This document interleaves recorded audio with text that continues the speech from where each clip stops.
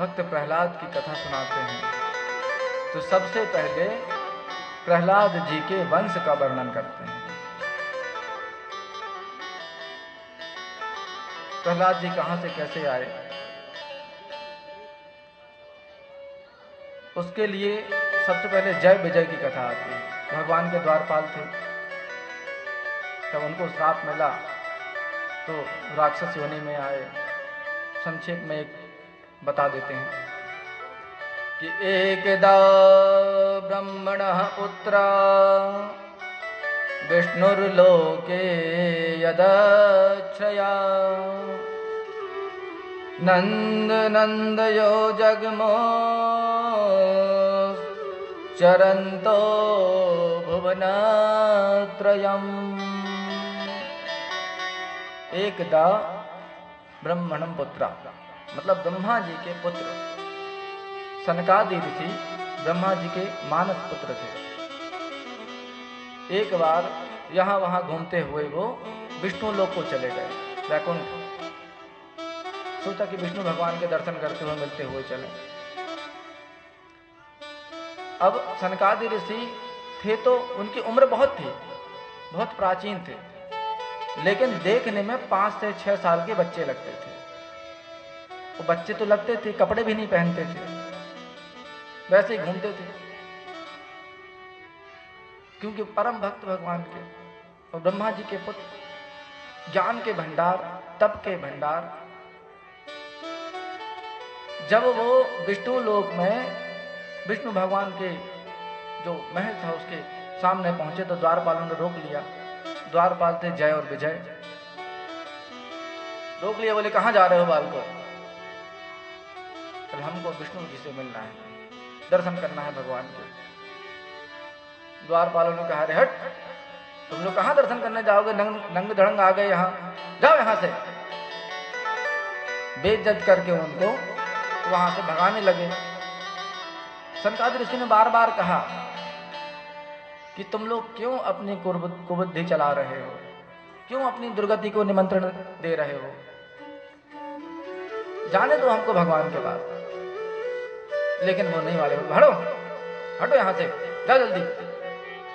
कहां कहां से कौन कौन आ जाते भगवान के दर्शन करने, हटो, भगा दिया। अब सनकादि ऋषियों ने वहीं श्राप दिया कि जाओ तुम इसी क्षण राक्षस बन जाओ। अब जय और विजय दोनों का पतन हुआ, वो राक्षस बनने लगे। दोनों ने हाथ जोड़े, पैर पकड़े कि महाराज क्षमा कर दो, हमसे गलती हो गई। तब संत हृदय कोमल होता है, बोले ठीक है, तुम सिर्फ 3 जन्म तक राक्षस रहोगे, और 3 जन्म में भगवान ही तुमको राक्षस योनि से निकालेंगे, उद्धार करेंगे। तो पहला जन्म जय और विजय का हुआ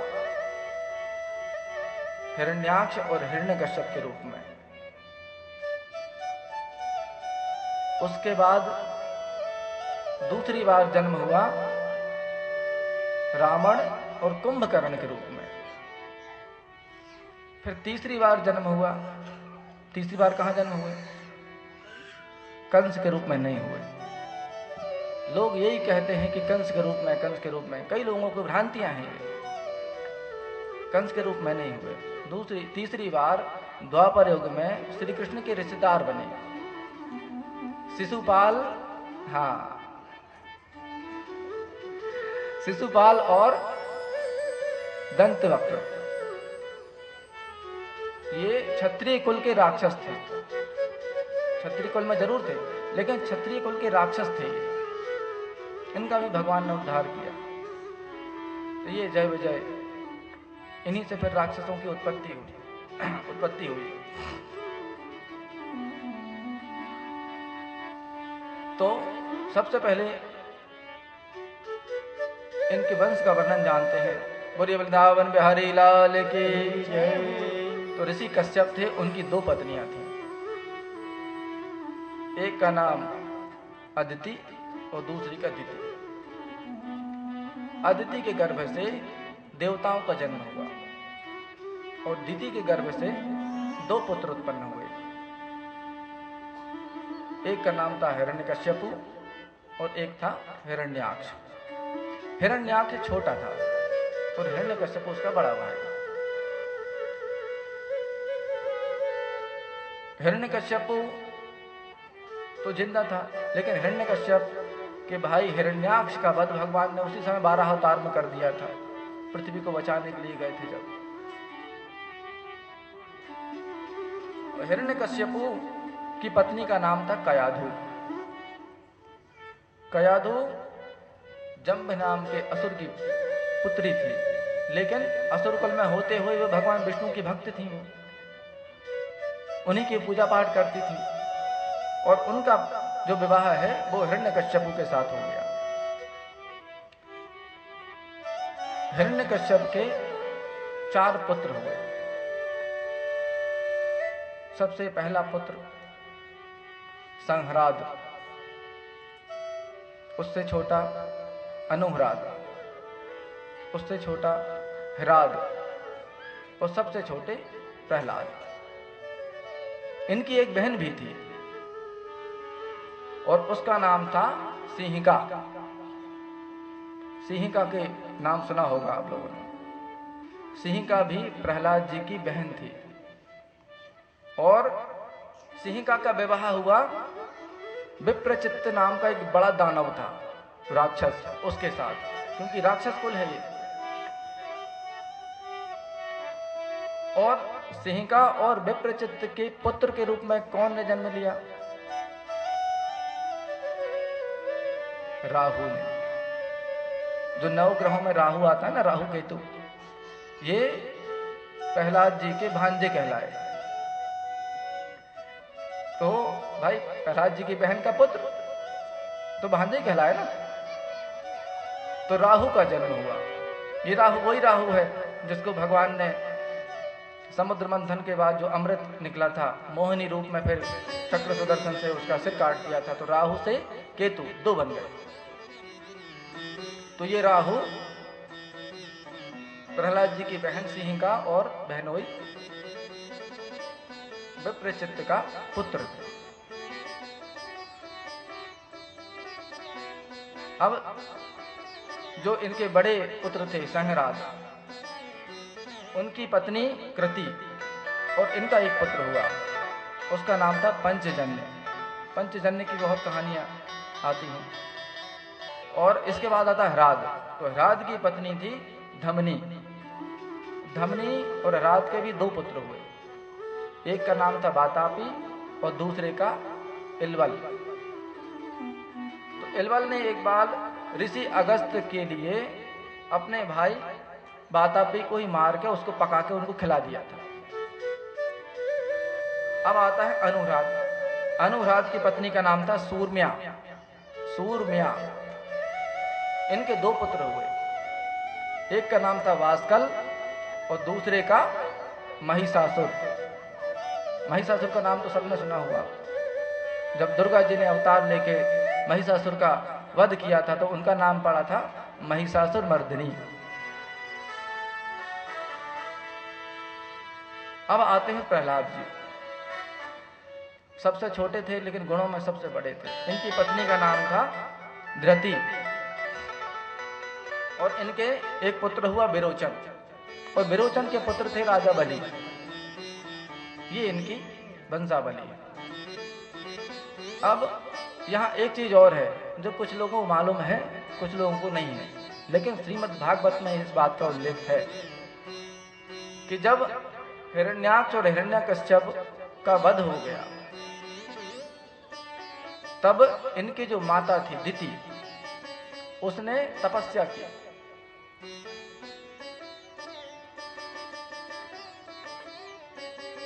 और उसके 49 पुत्र और हुए थे।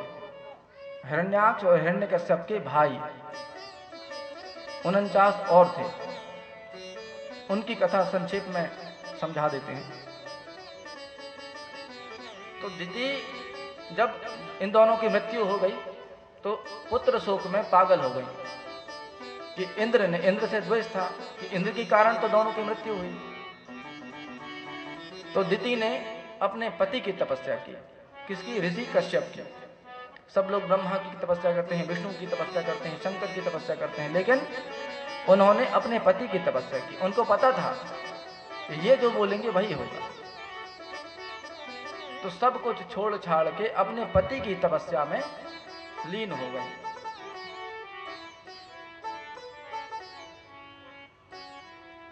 पति की तपस्या करते करते जब बहुत दिन हो गए, तो एक दिन कश्यप ऋषि प्रसन्न हो गए। उन्होंने कहा कि चलो ठीक है, अब तुम बताओ तुम्हें क्या चाहिए। बोले वचन दीजिए, जो मांगेंगे वो देंगे। बोले ठीक है, दिया। पत्नी थी, सोची कि कुछ नहीं मांगेगी, ऐसा वैसा क्या मांगेगी, और कोई चीज असंभव ही नहीं थी जो दे ना सके। उनके तप, उनके तेज में इतना प्रभाव था। अब उनने वरदान मांगा। वो वरदान में क्या मांग लिया? तो दिति ने वरदान मांगा कि वर दो में यदि ब्रह्मन् पुत्रमिन्द्रहरणं वृणे अमृत्यु मृत्यपुत्राहं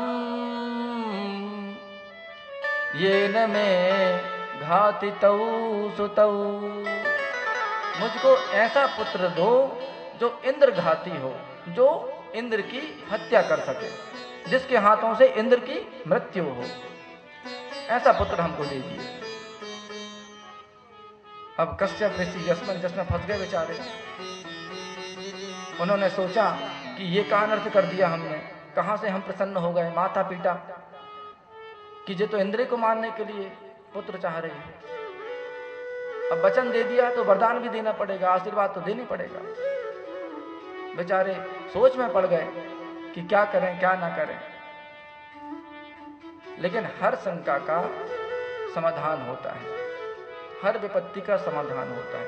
अगर विपत्ति आई है तो उसका समाधान भी आता है, लेकिन लोगों को दिखाई नहीं देता, समझ में नहीं आता, क्योंकि बुद्धि उस समय कुंद हो जाती है। तो ऐसी विपत्ति के समय भी धैर्य से काम लेना चाहिए, तो कोई ना कोई रास्ता निकल आता है। ऋषि कश्यप ने धैर्य से काम लिया। सोचा कि अब वरदान तो देनी पड़ेगा, लेकिन कोई युक्ति ऐसी सोच ले कि सांप भी मर जाए, लाठी भी ना टूटे। तो उन्होंने कहा कि ठीक है दिति, हम तुम्हें वरदान दे देंगे, तुमको इंद्र घाती पुत्र भी पैदा हो जाएगा, लेकिन उसके लिए एक शर्त है। बोले क्या शर्त है महाराज, बताइए। बोले तुमको 1 वर्ष तक एक कठिन व्रत करना पड़ेगा। अगर उस व्रत में तुम सफल हो गई तो तुमको इंद्रघाती पुत्र प्राप्त हो जाएगा। लेकिन उसकी व्रत की जो विधि है, जो नियम है, बहुत कठिन है, वो लोग कर नहीं पाते उसको। क्या तुम कर लोगी? तो दिति ने कहा हम तो आप जो बोलो वो कर लेंगे, चाहे हमको अपने प्राण भी देना पड़े, लेकिन हम व्रत पूरा करके इंद्रघाती पुत्र ही उत्पन्न करेंगे। बोले वृंदावन बिहारी लाल की जय। बताइए व्रत की विधि बताइए, कौन सा व्रत है, कैसे करें? कश्यप ऋषि ने कहा बताए कि पुंसवन नामक एक व्रत होता है। पुंसवन व्रत का नाम है, पुंसवन। उसको 1 वर्ष तक करना है। और व्रत के नियम बताए तो नियम ऐसे कि साधारण मनुष्य तो कर ही ना पाए।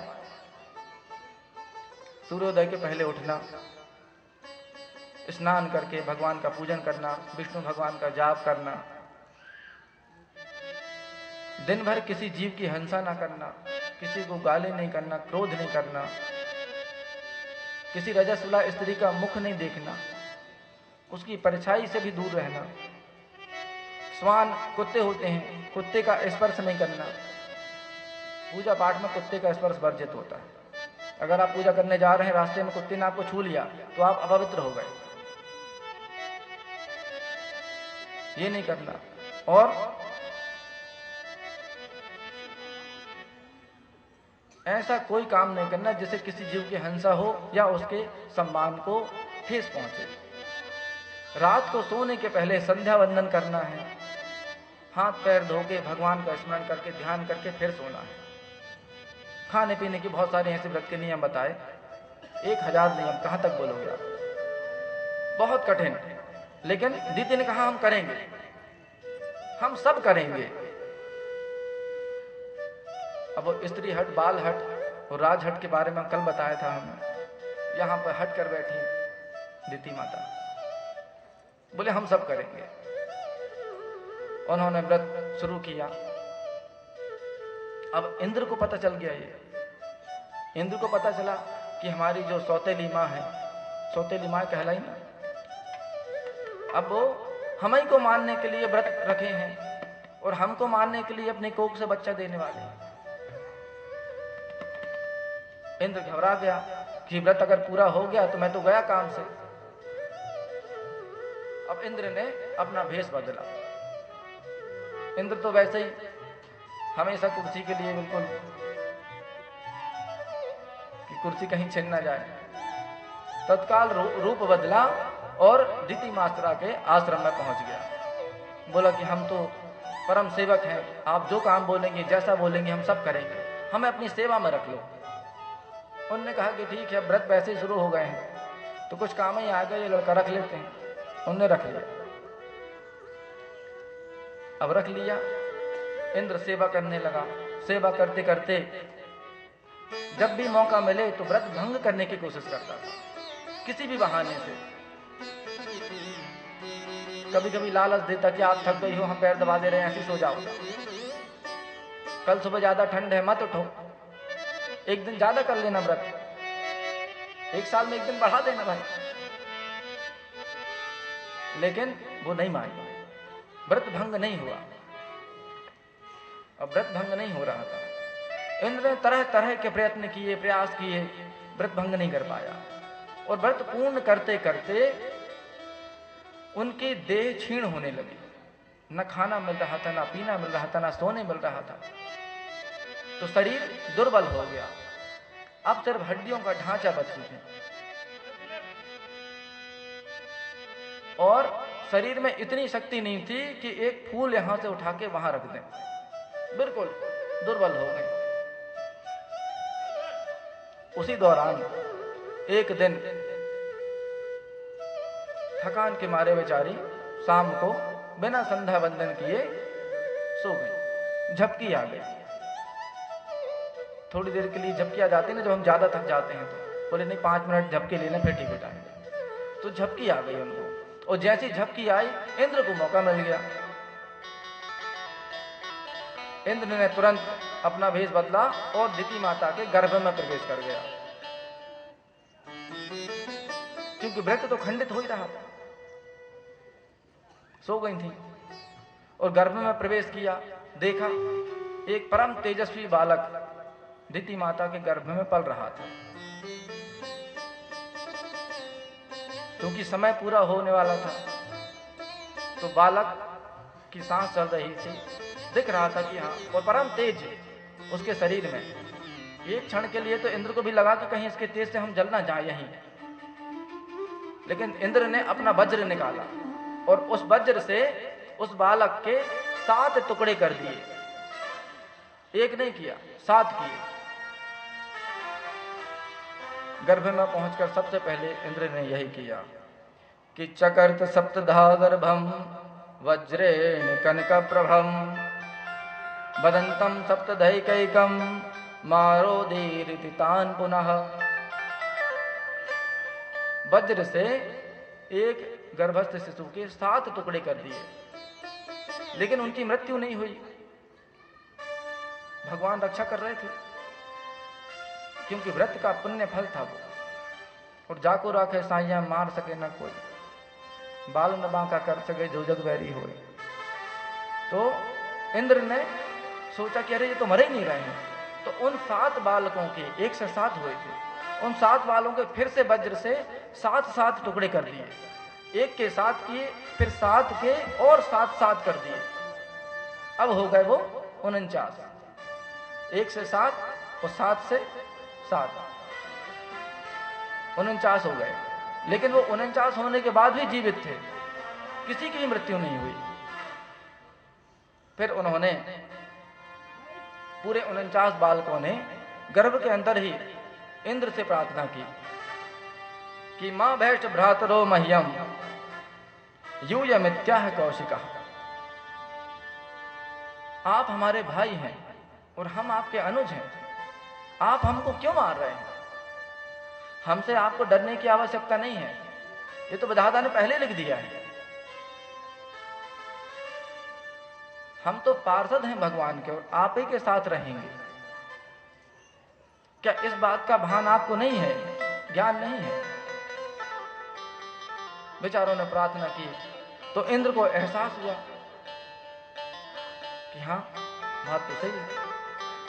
तो उन्होंने कहा कि अब डरो मत, बिल्कुल डरने की आवश्यकता नहीं है, तुम लोगों को नहीं मार रहे हैं और कोई कष्ट नहीं पहुंचाएंगे। जब इतना हुआ तो दिति माता की आंख खुल गई। थोड़ी देर के लिए झपकी आई थी, वो जाग गई और जैसे ही जागी तो इंद्र सहित वो पूरे 49 बालक उनके गर्भ से बाहर निकले। बोलिए वृंदावन बिहारी लाल की जय हो। अब मांगा एक था, मिले 49 और एक इंद्र फ्री में मिल गए 50। बेचारी खुशी के मारे आंसू आ गए कि बताओ, हमने तो परमात्मा से एक मांगा था, जी तो 49 मिल गए और इंद्र इनको बाहर लेके आए हैं।